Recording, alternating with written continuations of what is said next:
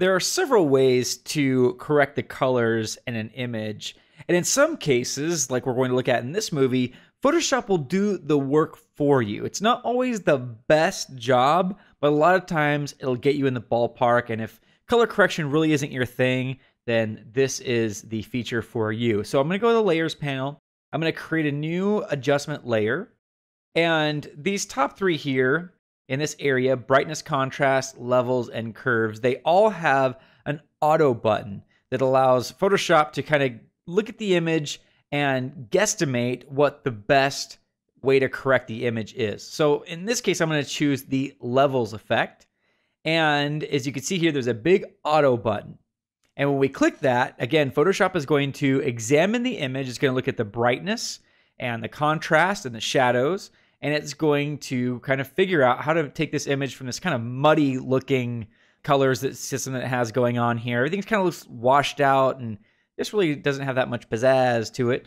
So if I click the auto button, boom, pizzazz.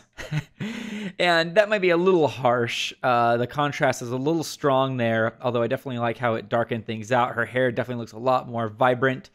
I might want to dial that back down just a little bit. And again, because it's on an adjustment layer, I have all the power in the world to do that. So I could click this top layer, turn off the visibility. There's before, there is after.